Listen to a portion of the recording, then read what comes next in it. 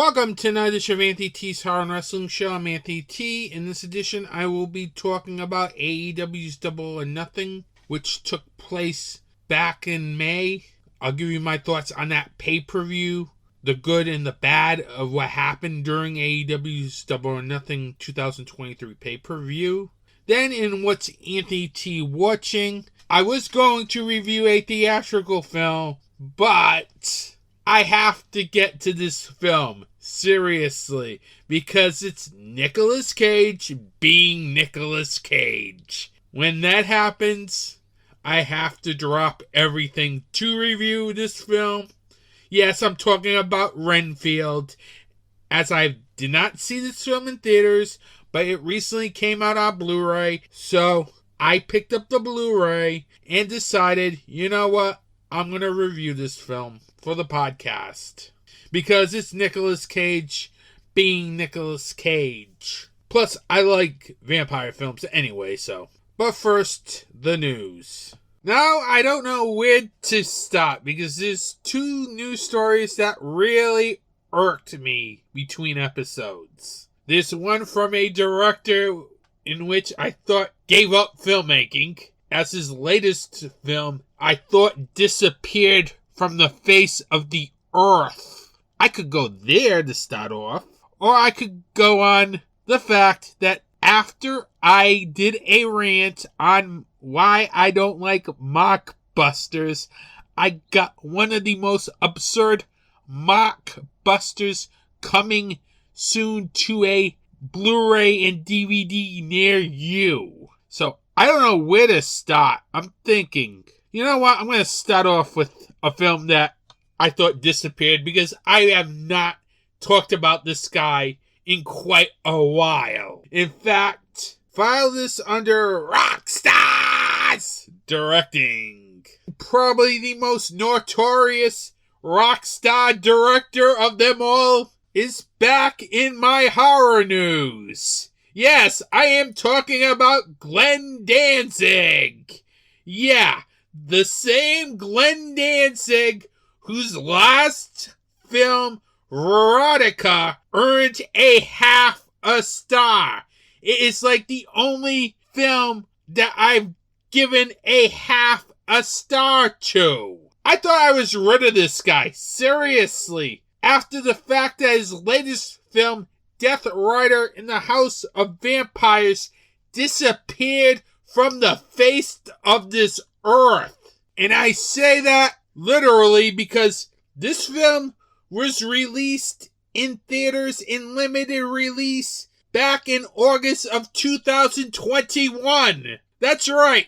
This film was in theaters in 2021. And yet, this film is not on Blu-ray or DVD yet. Seriously. I literally thought I would never see this film on Blu-ray or DVD, because I just given up on that film, because they never made this film available on VOD, and that was a major problem with its release strategy. Nowadays, with these limited release films, you kind of have to release them on VOD as well. This film never even got a VOD release. Instead, Death Rider in the House of Vampires was in distribution hell. How can you get into distribution hell if you had a theatrical release? Seriously. That means you hooked up a really bad distributor. That's it. You can't hook up with these distributors who have no intention or no release plan, as the film was released by Atlas Distribution. How they couldn't get this film on DVD and Blu-ray by now is beyond me, seriously. As this film should have been on Blu-ray and DVD by now. Instead, this film is lost. So, guess what happened? This film popped up recently at the Cannes Film Festival in the marketplace.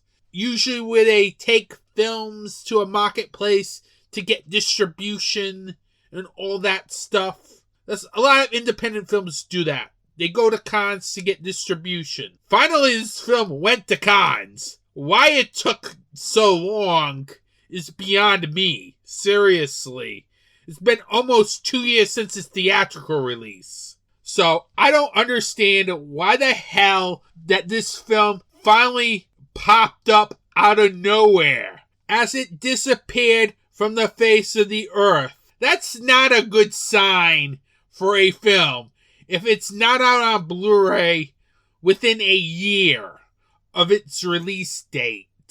For an independent film, a high-profile film such as Glenn Danzig's Death Rider in the House of Vampires, that film should be on Blu-ray and DVD by now, and VOD by now, at least. But no. I don't know why it almost took them 2 years to shop this film at the Cannes Film Festival, because apparently nobody is buying this film here in the United States, or else this film would have been out by now, as there would have been a trickle-down effect to other territories. That's not a good sign for Glenn Danzig's latest film if they had to go to Cannes to try to sell this film to distributors, because the fact that they A, waited so long, and B, had to go to Cannes into that marketplace. If you ever want to see what that marketplace looks like, kind of,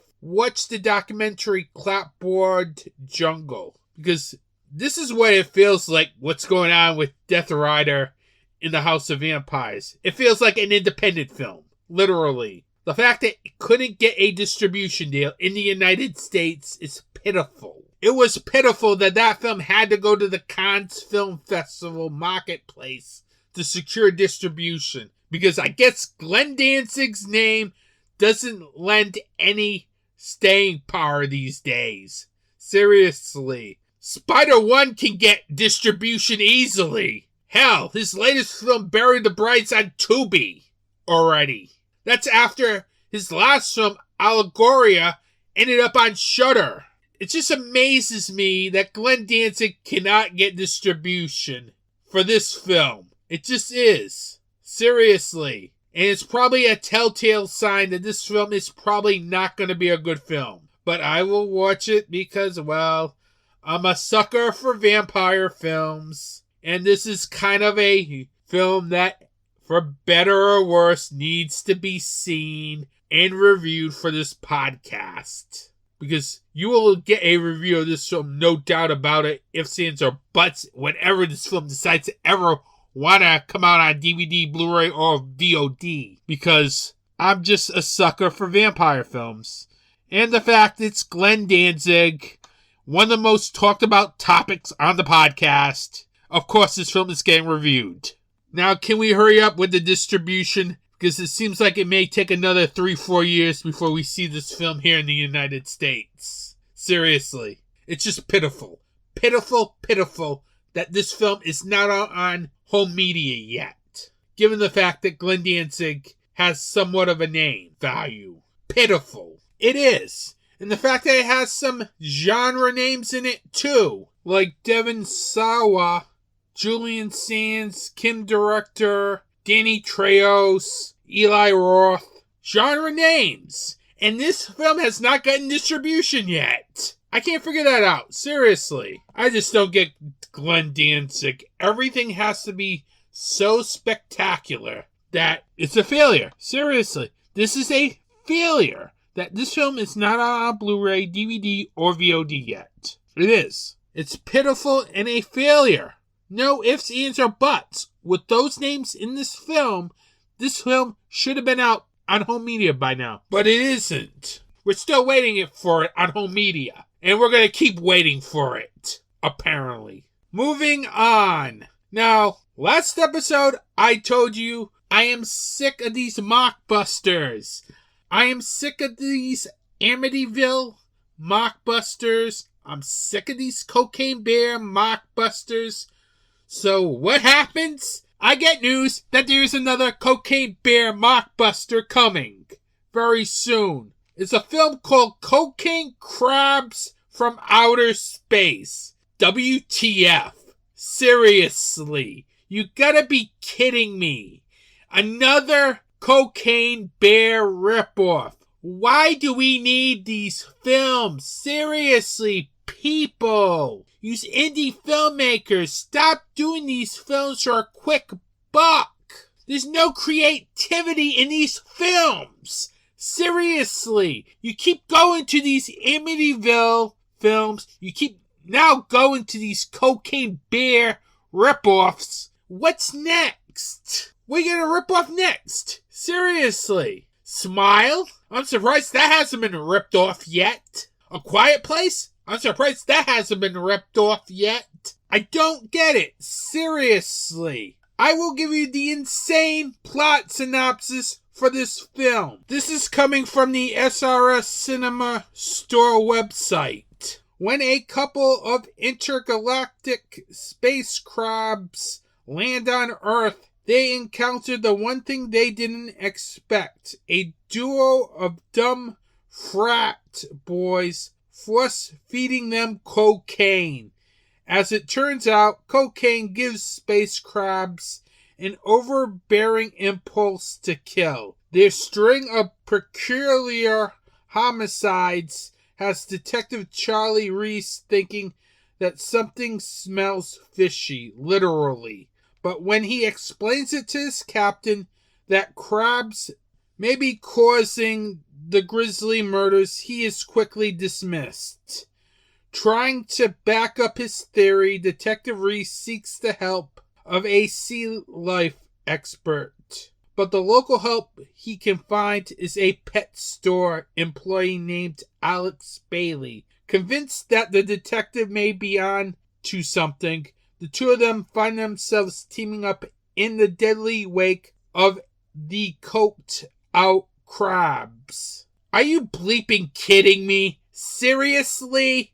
Is this the plot synopsis for your film? It's just so out there, it's so crazy, it's so stupid. Seriously. I don't need any more Cocaine Bear ripoffs. I've seen Cocaine Bear. Once is enough. Not 10 million times. I'm waiting for them to fuse both the Amityville films and the Cocaine Bear mockbusters into one movie. You know that's going to happen soon. Some sort of film like Amityville Cocaine House, where the house is on cocaine. Literally. It's stupid. It's just so bleeping stupid, people. Original ideas, please.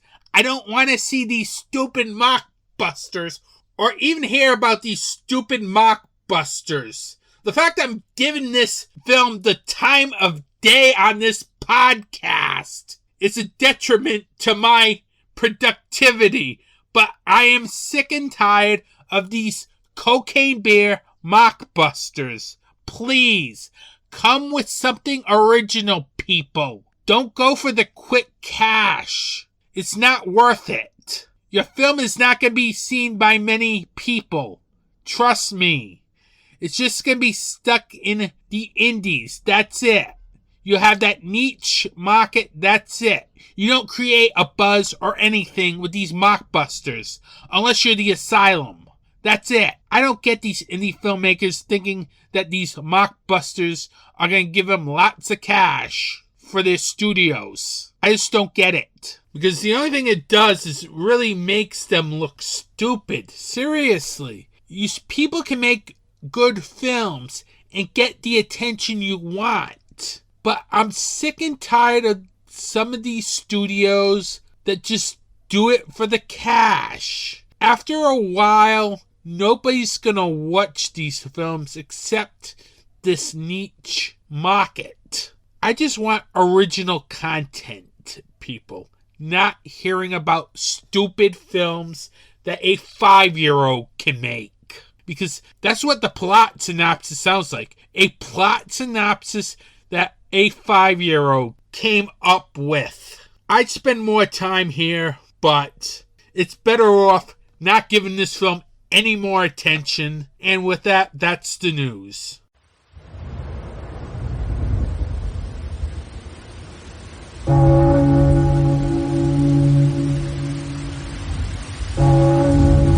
Welcome to Dark Discussions, your place for the discussion of horror film, fiction, and all that's fantastic. a weekly podcast where the discussion is about the most recent horror and genre films. Intelligent talk on a genre that deserves intelligence. A conversation between co-hosts discussing not only the film, but also the connotation that the directors and screenwriters are trying to articulate. When you want more than a review, listen to Dark Discussions. And speaking of perception, there's just one more scene I want to talk about, which is after Caleb discovers that Kyoto's a robot. Kyoto kind of peels off her skin, showing him what's underneath. Now, wait a minute. I know where you're going with this, but tell me you weren't already thinking this 15 minutes earlier in the film. Exactly what he's thinking at that moment. Which is he's a robot, too. Oh, I considered the possibility. Right, and that's what I like, is the fact that the writers were smart enough to know that this is what the audience would be thinking. We've all seen Blade Runner. Right, exactly. www.darkdiscussions.com, wherever podcasts are found.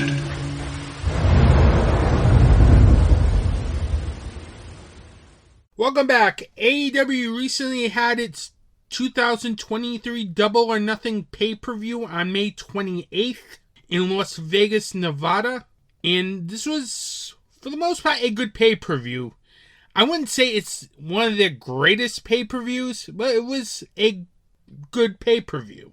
The pay-per-view started off on the pre-show with the Hotties and Hook beating the Gun Club and Ethan Page.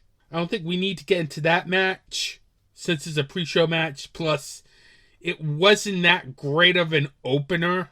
The pay-per-view kicked off with the 21-man Blackjack Battle Royal for Orange Cassidy's AEW International Championship. It's kind of weird that a person is defending their title in a Battle Royal. But then again, this is Orange Cassidy. Whatever. It just goes along with his gimmick and the current storyline that Orange Cassidy's in, where he's pretty much taking on all comers every week. Now he's taking on 20 men at the same time for the AEW International Championship. This was a good match and a good opener to the pay-per-view. It had some very cool spots, including Commander doing his high rope walk spot onto people, which is one of his trademark moves. I like this guy, really.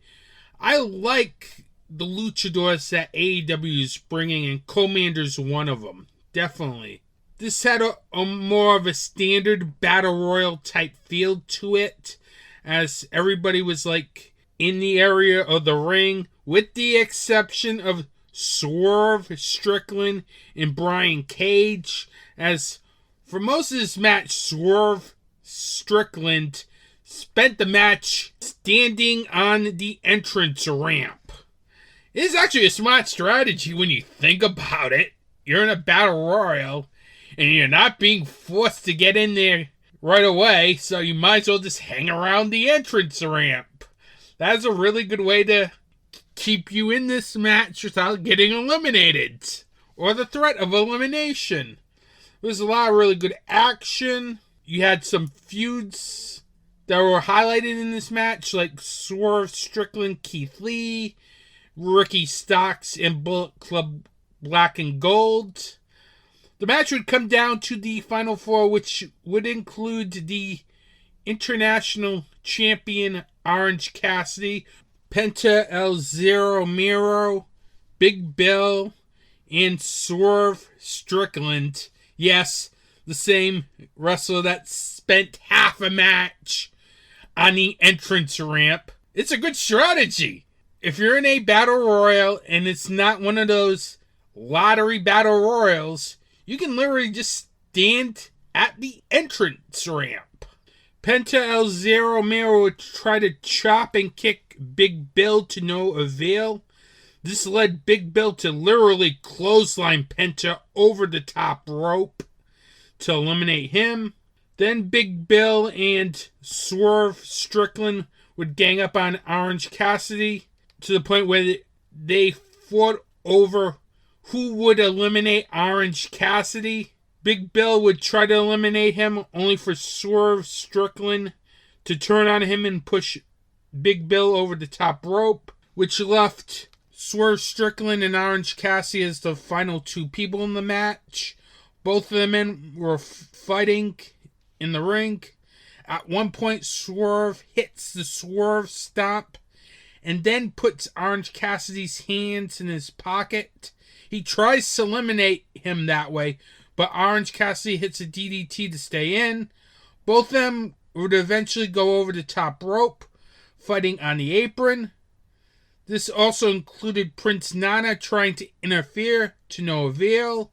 This led Swerve to try to hit the Swerve Stomp again on the apron, but Orange Cassidy gets his feet up. Then he gets up and kicks Swerve's hand that was holding on to the rope to make him fall and eliminate him to retain the AEW International title.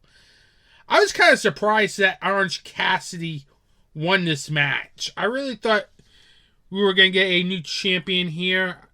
Swerve Strickland would have been a good choice if he won the match. I would have had no problem with it. Seriously. The way they were building this match up, he was literally probably going to be one of the final four, the way he was standing on the entrance ramp for most of this match. Literally. In a typical heel move. That was a good start to this pay-per-view. Then we get Chris Jericho versus Adam Cole in an unsanctioned match with Sabu as the guest enforcer. Jericho comes out with the Jericho Appreciation Society. Cole comes out with Roderick Strong and Sabu. This match started in chaos with all 8 of them brawling. At one point, Sabu and Jericho had a dueling chair fight. Sabu got to do his trademark table spot. Finally got down to a one-on-one match as Strong and Sabu sent the JAS to the back. At one point, Jericho gets the walls of Jericho and Cole. He goes for the ropes, but there are no rope breaks in an unsanctioned match. So he finds a fire extinguisher and uses it to break the hold. This match also had tables, chairs, ladders. Britt Baker would also get involved in this match, as she would come down to the ring with a kendo stick to hit Jericho. Saraya would come down also to be attacked by Britt Baker. After that chaos, Cole nailed a backstabber with a kendo stick across the throat. Jericho would regain the advantage and throw a chair at Cole as he went to the top rope, sending him crashing through a table. Jericho would then grab handcuffs and handcuff one of Cole's hands, but Cole would hit a DDT on the chain. Then he would handcuff Jericho to the other cuff. Adam Cole would hit the boom not once, but twice. Then he would continuously beat Jericho down with the chain until the ref had to stop this match, with Adam Cole the winner. It was a good match. I don't know if I say it was a great match. I don't feel like you needed to have a stoppage finish here, especially when it's supposed to be an unsanctioned match. Plus, it got too chaotic at times. I thought once was enough at the beginning. I don't know why we needed another round of shenanigans, as there were a lot of shenanigans on this pay-per-view. And I have to admit, it kind of got overkill at times, as the next match would have tons of shenanigans. In a good way, though, because there would be FTR versus Jared and Lethal for the AEW Tag Team titles. FTR is very over in this match. There's good back and forth tag team action. This felt like an old school tag match at times with a lot of technical wrestling. All four worked well together as the action was non-stop. At one point, Dax would pin Jay Lethal, and Sanjay Dutt would put Lethal's foot on the rope. FTR would hit the Doomsday Powerbomb on Lethal for a 2 count after Dutt interfered and broke up the pin. This is where it turned into total non-stop shenanigans. Mock would eject Sanjay Dutt and Satham Singh This would lead to Jeff Jarrett getting a guitar, trying to hit Dax Hardwood, but he moves out of the way and hits Mark Briscoe with the guitar. FTR hits Shatter Machine on Jay Lethal. Referee Audrey Edwards would try to get into the ring, but was kept getting blocked by Sanjay Dutt, leading Karen Jarrett to smash a guitar on Audrey Edwards. Lethal would hit the lethal ejection on Hardwood. Jeff Jarrett would hit Dax Hardwood with the title belt and the stroke for a 2 count.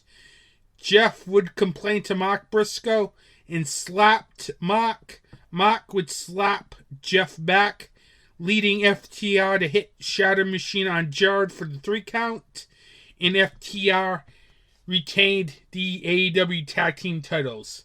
Next, in a interview, Ricky Starks was supposed to be interviewed by Alex Marvez until Bullet Club Black and Gold of Jay White and Juice Robinson attacked him for obviously eliminating them in the Battle Royal.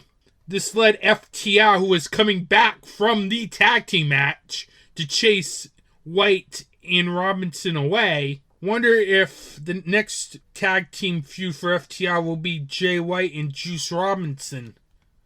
That'll be an interesting match.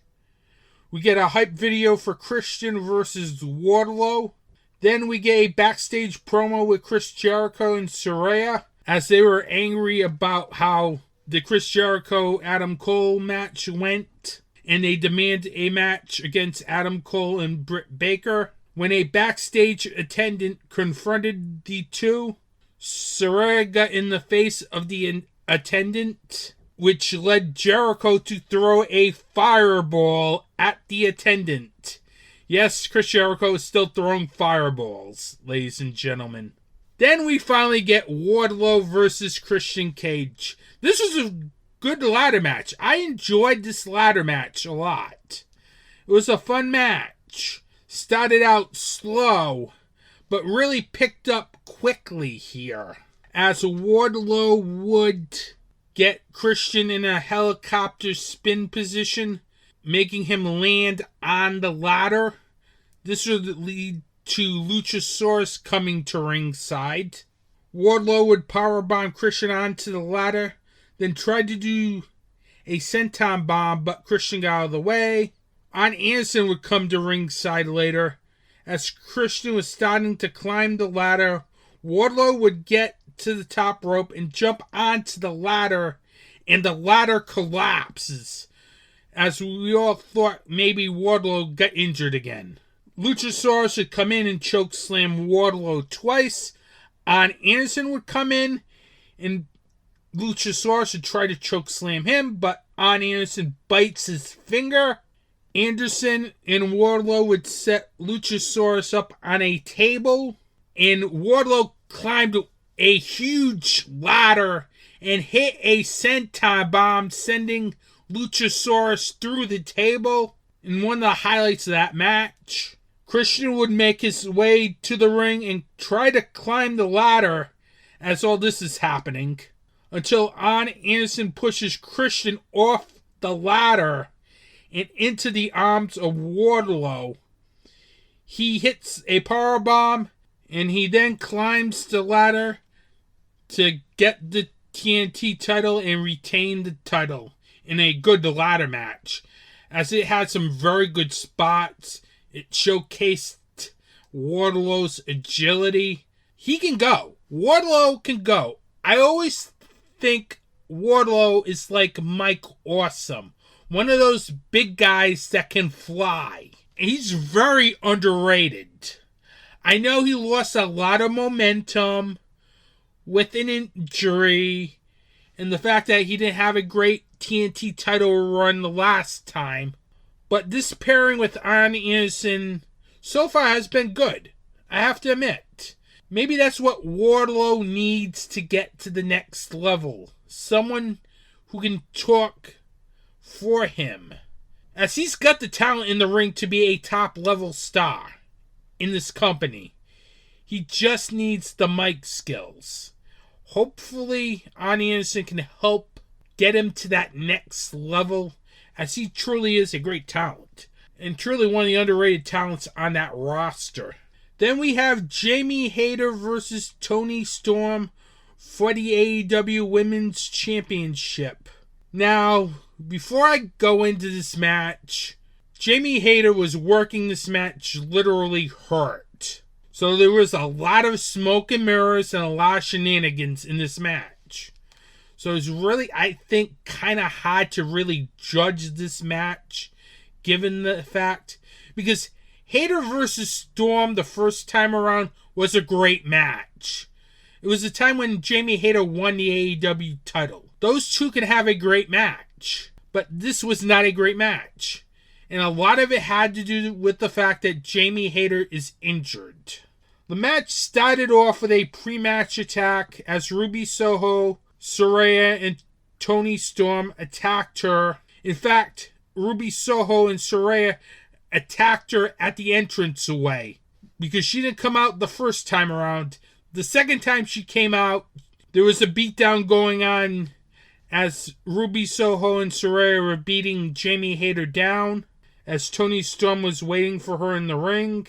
The three would attack her eventually at ringside. Storm would hit a drop kick onto the injured arm of Hayter on the steel steps. Britt Baker would come out to continue her attack on Saraya. While that's going on, Ruby Soho took one of the turnbuckles off, and the Rough and Soho collided. Hayter tried for a pin attempt. For a 2 count, Soho proceeded to take another turnbuckle pad off, but Hayter would go to Soho and she would use the spray paint, which allowed Storm to pin Hayter for a 2 count. Hikaru Shida would come to ringside to attack Ruby Soho. Jamie Hayter would throw Toni Storm into the exposed turnbuckle into the Haterade, but she couldn't cover right away due to the injured arm in which she uses for her finisher. The finish came when Hayter went for a second Haterade, but Storm pushed Hayter into the exposed turnbuckle, and Storm hit Storm Zero for the victory, and Toni Storm becomes the new AEW Women's Champion for a second time. This is hard to judge a match like this, considering the fact that Jamie Hayter was hurt, and the fact that if she wasn't hurt, this would have probably be a great match. Seriously. They had a great match the first time around, and if Hayter was healthy, this probably would have been a very good match. But since she wasn't healthy, they had to do all these smoke and mirrors, all these shenanigans to cover up the fact that she's injured. Literally. I hope she gets well, seriously, because she's great. She's one of the best women on their roster. And the AEW roster has some very good female talent there. Like her, Shida, Britt Baker, Toni Storm, Ruby Soho. It's a very good division.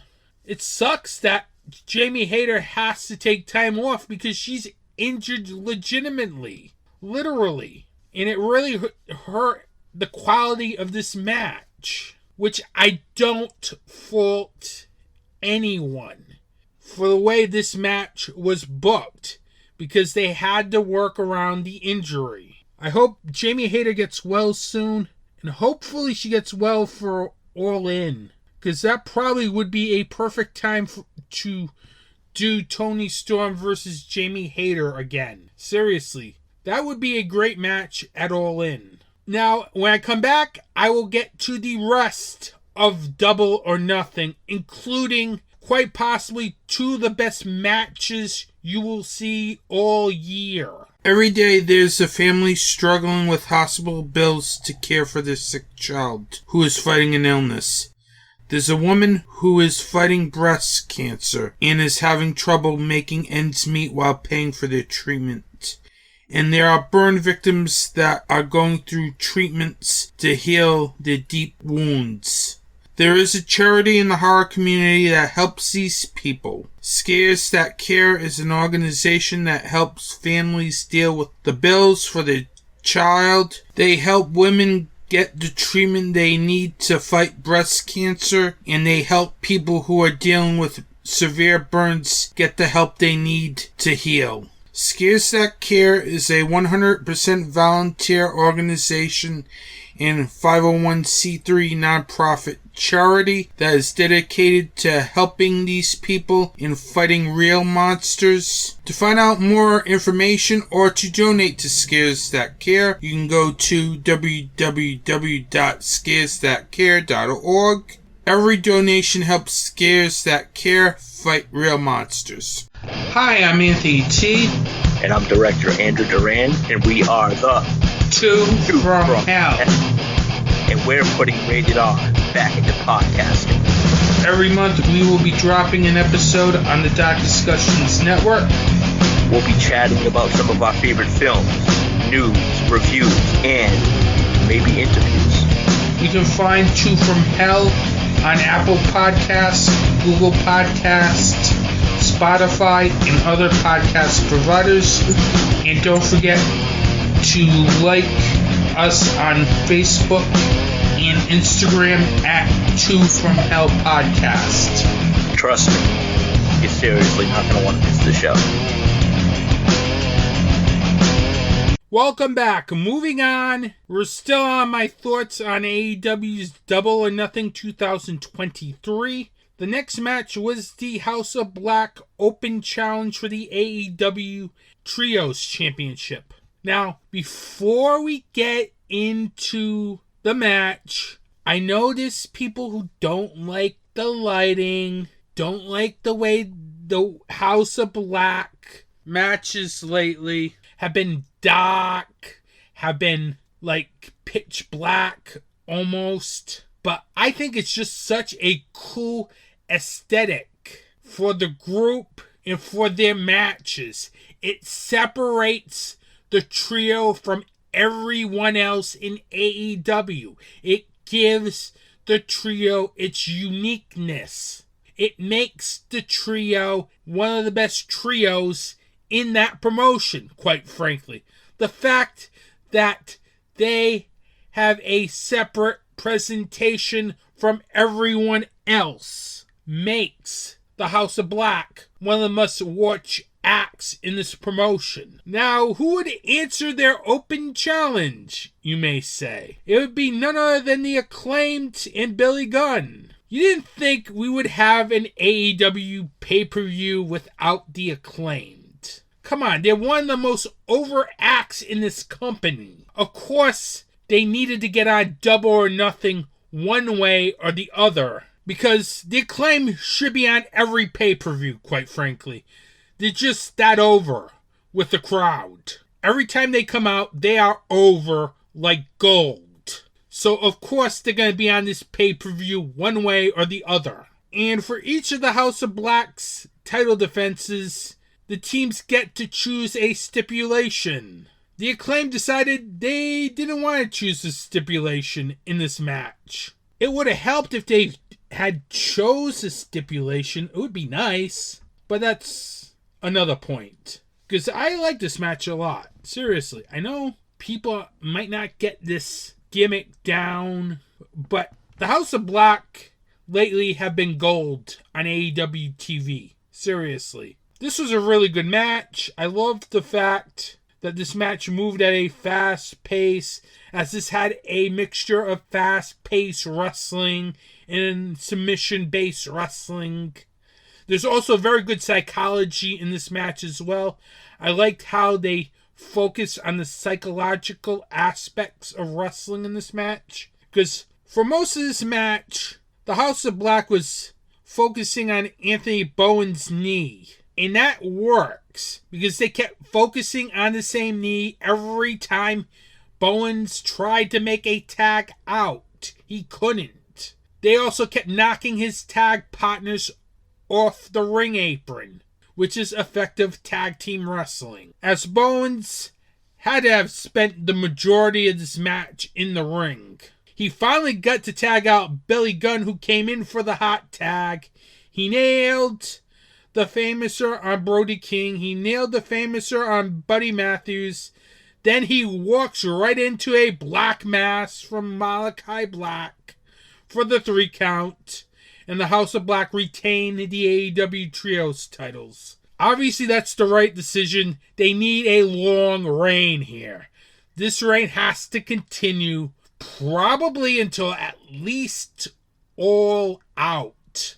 I would like to see this reign continue as long as possible. I like these stipulation type matches where these trios have to play under their rules in order to win the titles. It's different, and it, again, separates the House of Black from everyone else in AEW because of its uniqueness. Then we got the AEW TBS Championship, Jade Cargill versus Taya Valkyrie. This was probably Jade Cargill's best match that she's had so far with AEW, as this was a very good match, as both Taya Valkyrie and Jade Cargill worked very well with each other. The story of the match was both Jade Cargill and Taya Valkyrie both have the same finisher, and Taya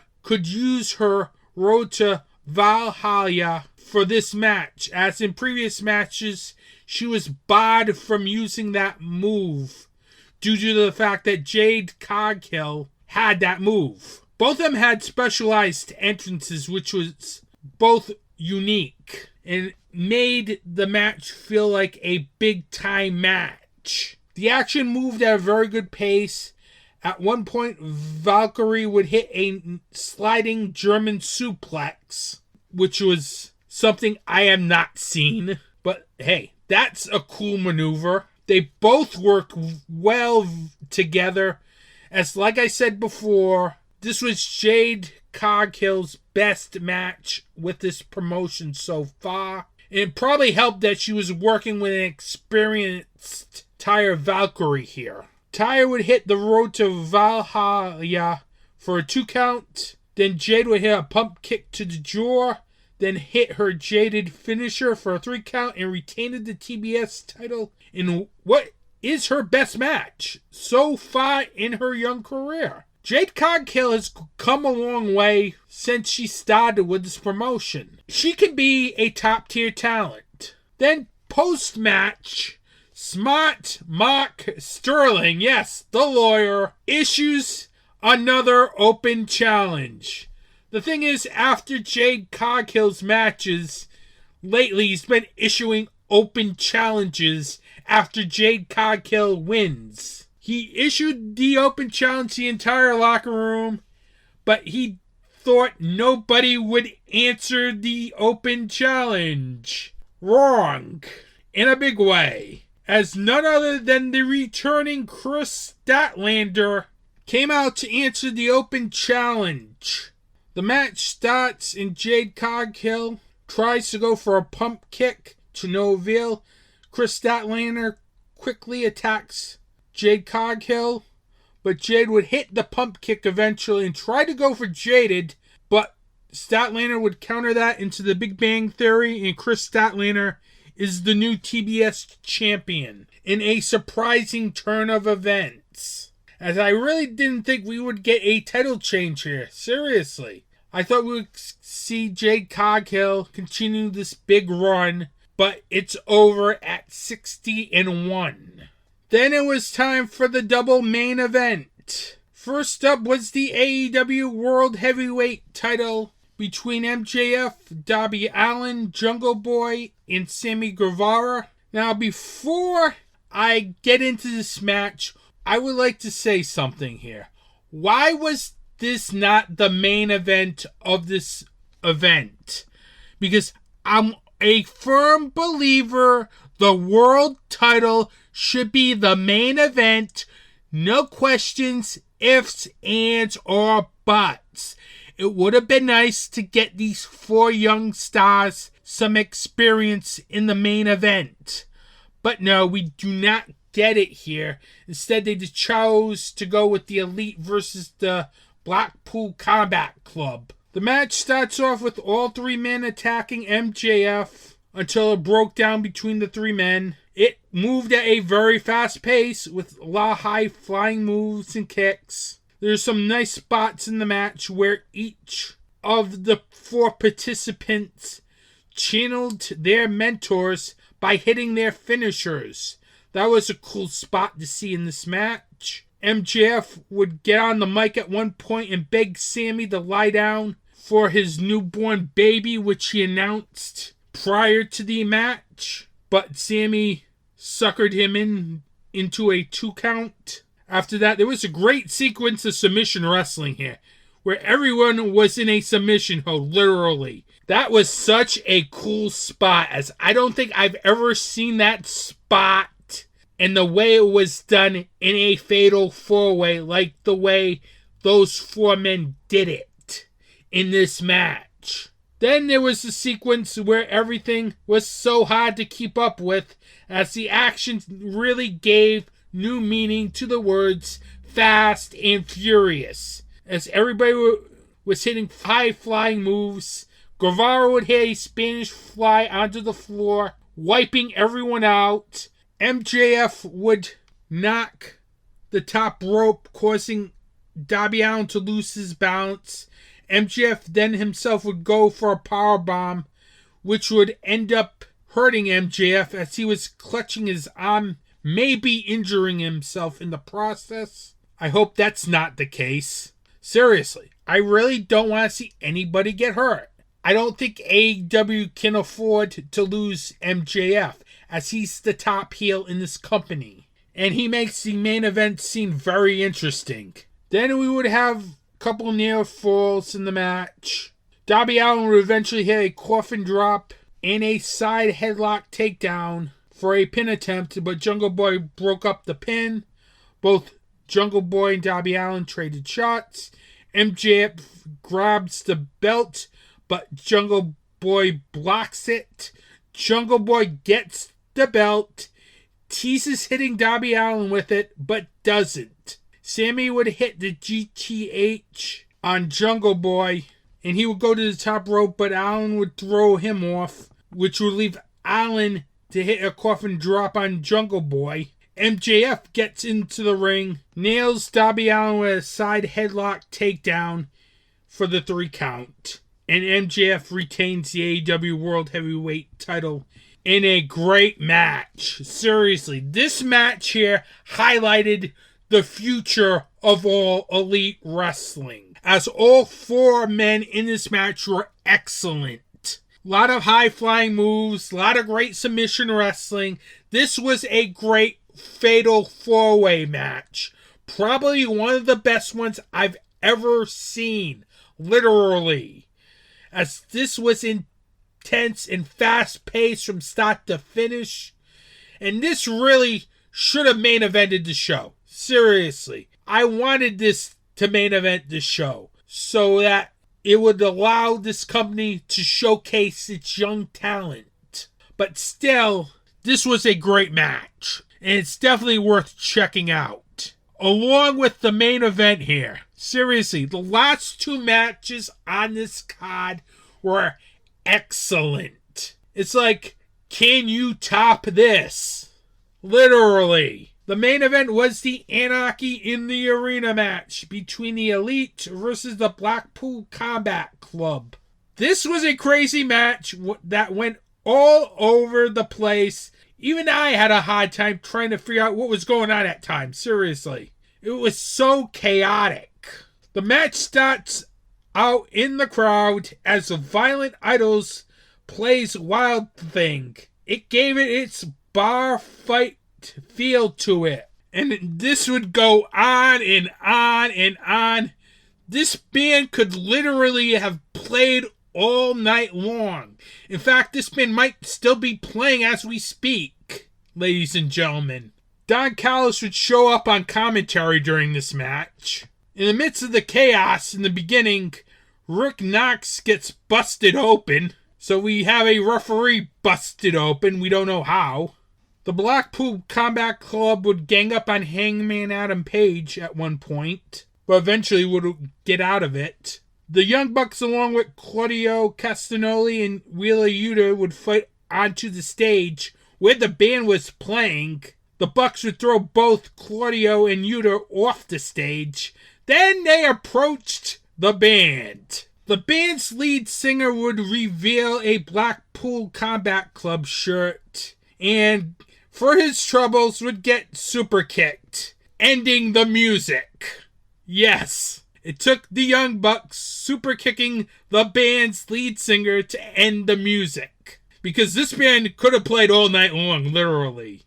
At one point, we had Moxley and Omega fighting, and there was a poker chip wrapped in barbed wire, which Moxley used on Omega. Claudio would hit a giant swing on Matt Jackson in the concourse area.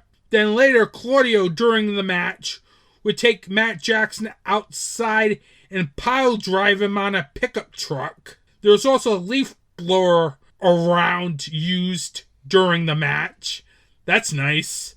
Moxley and Yuta would get Nick Jackson in a submission when Matt Jackson came back from being pile driven on a pickup truck and proceed to nail an exploding super kick onto Jon Moxley. That's right, we had some fireworks, ladies and gentlemen. I bet nobody had exploding super kick on their wrestling bingo card for 2023. Because yes, that did happen in 2023, everyone. Mox would get angry later in the match, getting that shoe off of Matt Jackson and slamming that foot into thumbtacks. So Matt Jackson eventually paid the price for the exploding super kick with thumbtacks to his foot.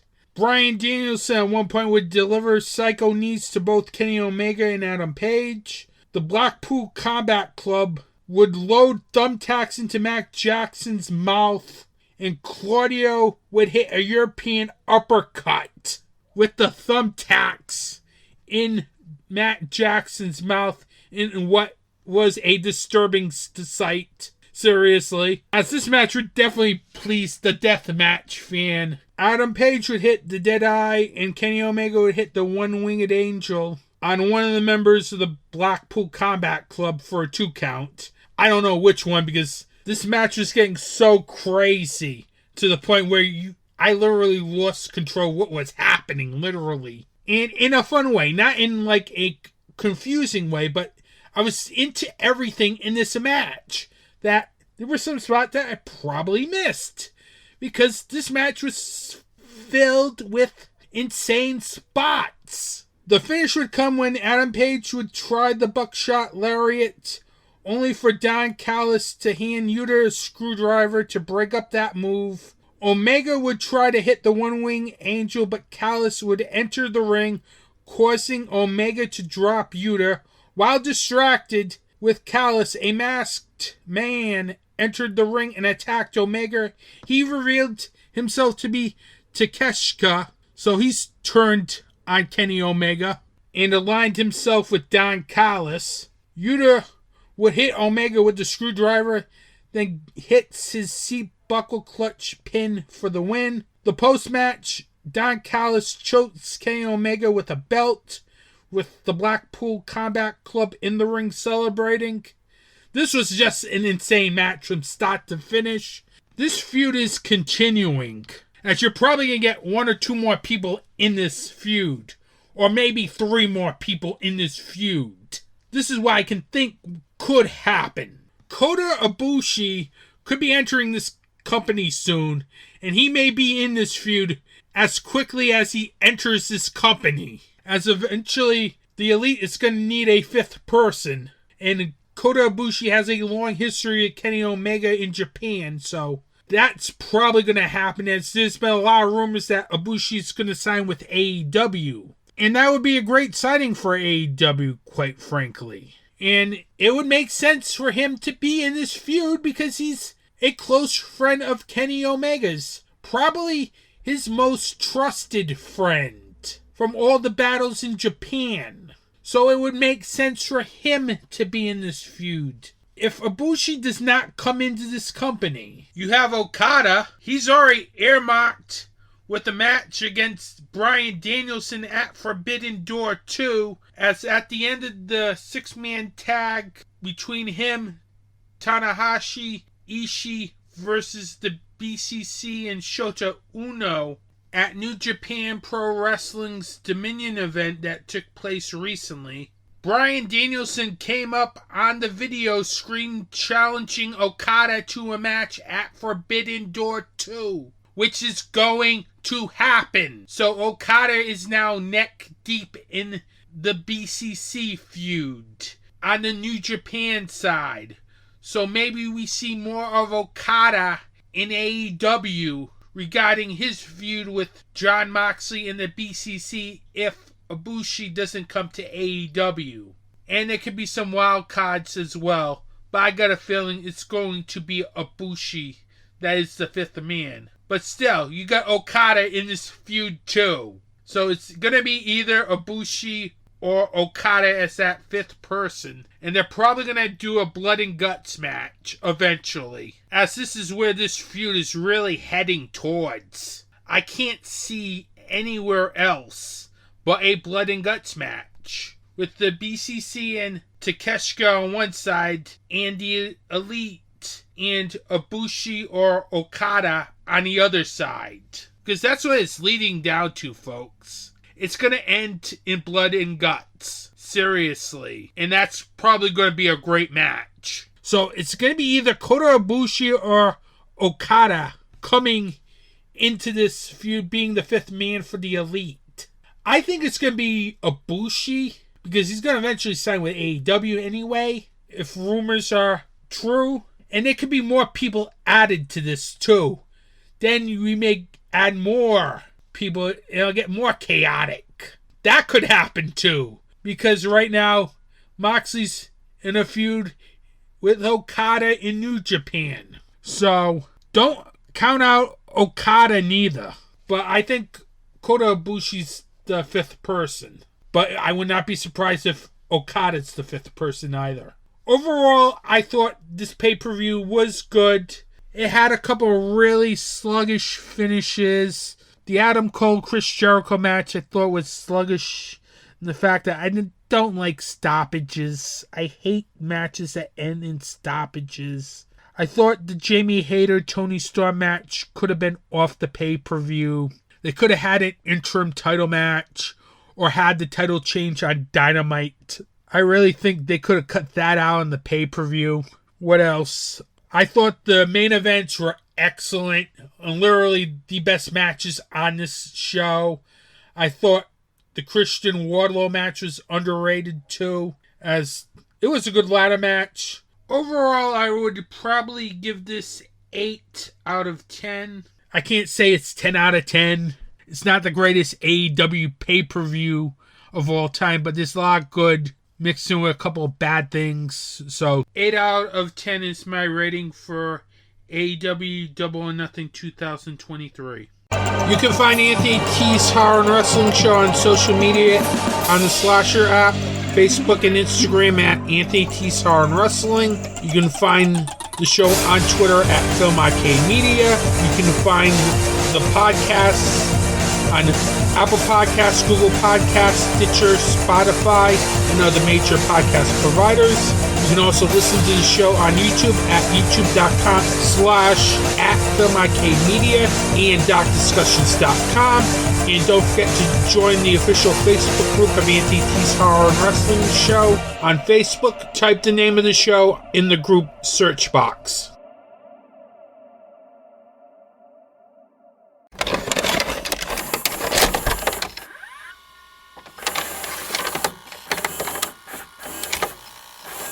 What's Anthony T watching this episode? Well, Anthony T is watching a film starring Nicolas Cage. That's right, Nicolas Cage being Nicolas Cage in his latest film, Renfield. And no, Nicolas Cage is not playing Renfield here. Nicolas Cage is playing Dracula. Yes, I never thought I would see the day that Nicolas Cage would play Dracula.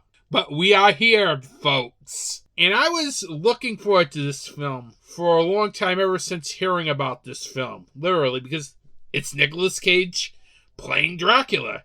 Plus, it's Nicolas Cage being Nicolas Cage. That was like the main selling point of Renfield, people.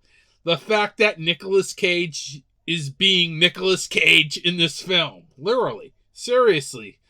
The same neurotic performance that he gives every time, and I love it every time. Literally. So, I was excited when this film was announced. I missed it when it came in theaters. Literally. But then again, it was released at the same time as Scream 6 and The Pope's Exorcist. So, there was a reason why this film gained no traction at the box office. Plus, the fact that it's more of a comedic take on the Dracula tale. So, that probably turned some people off. But I have to say, this was a very good film. I loved this film a lot. And it's not because it's Nicolas Cage being Nicolas Cage. The fact that this film really does a great job with balancing the gory action and the comedy here. Director Chris McKay does a really good job making sure that the action has this gory feel to it.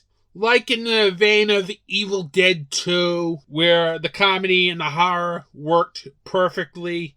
The comedy and horror in this film does work perfectly here. And it was, I think, one of the highlights of this film. The fact that it had a good screenplay too. But I'll talk about that in a second. Chris McKay's direction was very good. I like the way he does a good job with making sure he gets the performances that he needs. He makes sure that the scenes that are funny come off as funny on screen. He makes sure that the film has bloody action to it. He makes sure that the Dracula character is a character that is very violent. He does a very good job, considering that he's more of a comedic director, as he's not done a horror film. As he's mostly known for directing episodes of Robot Chicken in the Lego Batman movie. So, this was pretty much his first horror film, and he really does a good job with it here.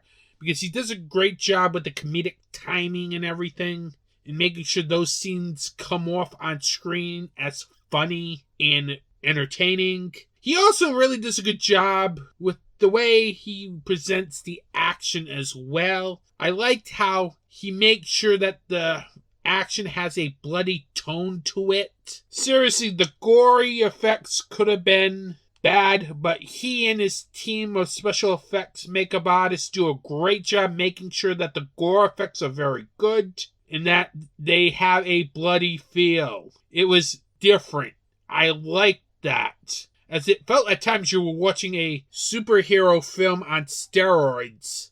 As that's what I think they made this version of Renfield look like. And that's also a credit to the screenplay written by Ryan Ridley, with the screen story coming from Robert Kurtzman. You know, that little series called The Walking Dead. That Robert Kurtzman. And I like how they did a really great job with the way they came up with this take on Dracula and Renfield, as this was different from all the other takes on those two characters. Literally. Because Renfield feels like more like a superhero here. And Dracula is given all these witty lines and letting Nicolas Cage be Nicolas Cage. It really made this film fun to watch. Really also does a good job with the way he adds the humor to this film, as the lines felt funny. You even had one scene in the police station.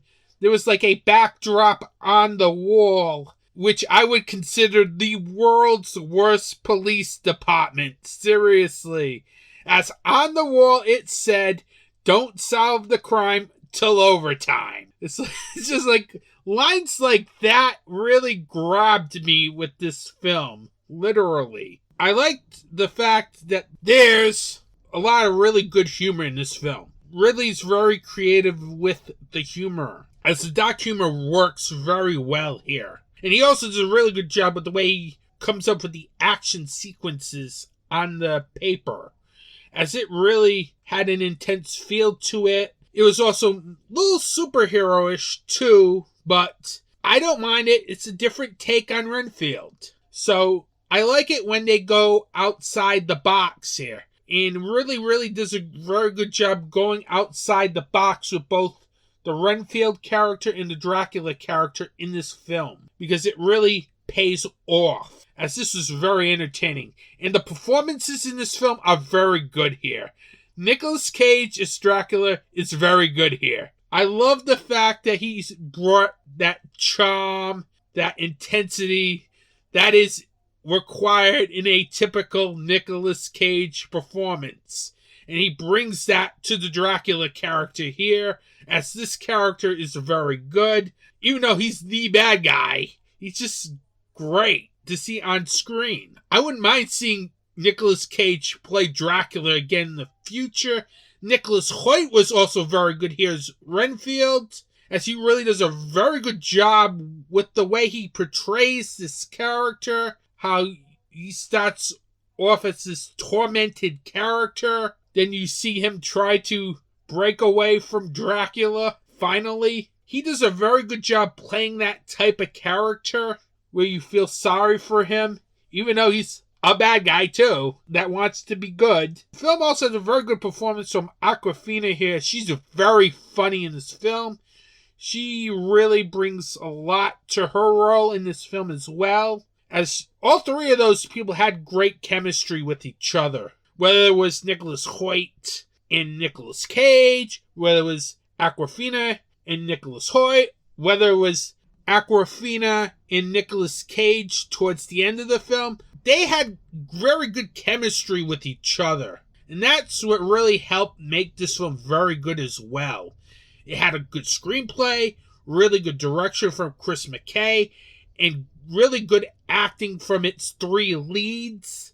It really made Renfield a very funny vampire comedy, as this film has a lot of bite, a lot of bloody action, a lot of funny humor, and it's a very entertaining vampire film that people missed on in theaters, like myself, as I'm kicking myself for missing out on this film in theaters, as this was a funny film. More funny than Cocaine Bear. Seriously, I'll even say it. This is more funny than Cocaine Bear. And this is a film people should check out, definitely. 5 stars.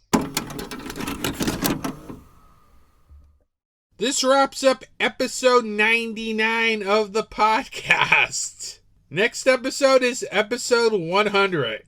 It's amazing how I've gotten to the edge of 100 episodes on this podcast. I'm working on a guest for this podcast. I was hoping to announce a guest by now, but that hasn't happened, so I'm working on a guest. I want to do something special for this 100th episode. So I'll be working on trying to get a guest on this podcast. So you may not get another episode for another 2-3 weeks, depending how long it takes me to get a guest. So keep your eyes out on social media at Anthony T's Horror and Wrestling on Facebook, Instagram, Slasher app, as I will announce the guest on the social media platforms. As I want to go kind of big with this guest, because this is like the 100th episode, so I want to deviate a little bit from the independent films. Who's to say I get someone iconic from an independent film? Might happen. So give me a couple weeks. I will get you a guest for this podcast. Over on the Film Arcade Media YouTube channel, I recently put up a new video up of my film and merchandise collection videos. It's been a while since I've done one of those. That's up on the official YouTube channel at youtube.com/@filmarcademedia. That's up there. I'm planning on doing another video once the VS package comes in. So I haven't forgotten about the VS package, as that's part of the Halfway to Black Friday. I hope to have it by the filming of that episode, but that never happened. But I will do another episode once my VS package comes in With that, I want to thank you for listening to my podcast. Don't forget to like and subscribe to the podcast at Apple Podcasts, Google Podcasts, Stitcher, Spotify, and other major podcast providers. Don't forget to follow the show on social media at Anthony T's Horror and Wrestling on Facebook, Instagram, the Slasher app. We also have a Facebook group too of the podcast. Just type in Anthony T's Horror and Wrestling Show podcast in the group section on Facebook. Have a good day. Support indie wrestling and support indie horror.